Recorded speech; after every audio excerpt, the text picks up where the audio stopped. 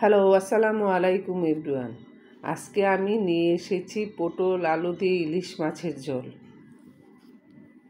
এভাবে রান্না করে খেয়ে দেখবেন, খুবই ভালো লাগে।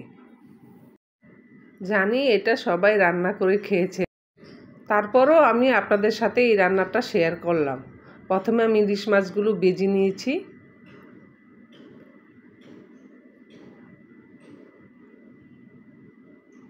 ইলিশ মাছগুলো এখান থেকে উঠিয়ে কড়াই থেকে উঠিয়ে এই তেলের মধ্যেই আমি আলু পটলগুলো ভেজে নিব।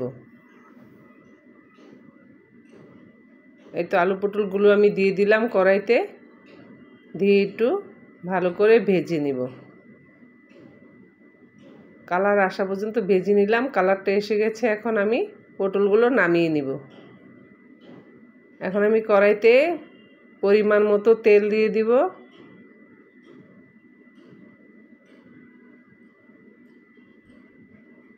তেলটা গরম হয়ে আসছে, এখন আমি পেঁয়াজ কুচি দিয়ে দিব কিছুটা, দিয়ে দিব স্বাদ মতো লবণ,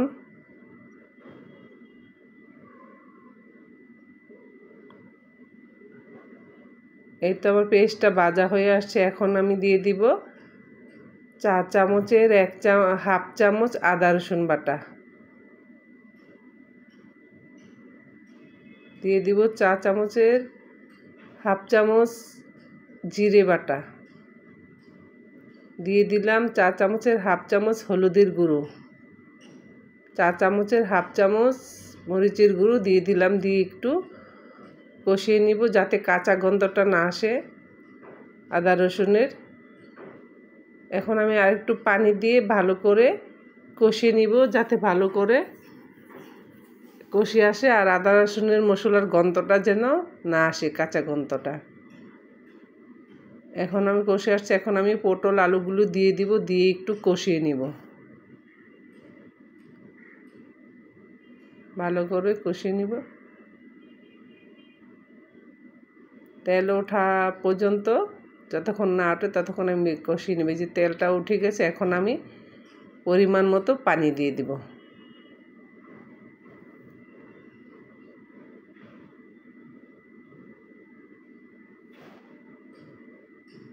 ঢাকনা দিয়ে এখন আমি ডেকে দিব যতক্ষণ পানিটা ফুটে না আসছে। যে পানিটা ফুটে আসছে, এখন আমি মাছগুলা দিয়ে দিব,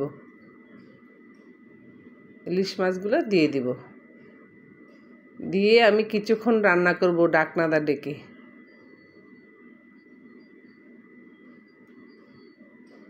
ঢাকনাটা উঠিয়ে আমি এখন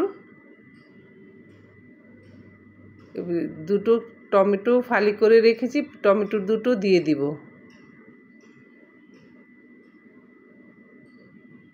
দিয়ে ঢাকনাটা ডেকে কিছুক্ষণ রান্না করব। ঢাকনাটা উঠে এখন আমি কাঁচামরিচ আর ধনেপাতা দিয়ে দেব। আমার রান্না হয়ে আসছে আলু পটল ইলিশ মাছের ঝোল। এখন আমি কিছুক্ষণ ঢাকনাটা ডেকে রান্না করে নামিয়ে নেব। এই তো আমার রান্না রেডি, ইলিশ মাছ দিয়ে আলু পটলের ঝোল। আমার রান্না কমপ্লিট, ইলিশ দিয়ে আলু পটলের ঝোল। আল্লাহ হাফেজ, আসসালামু আলাইকুম।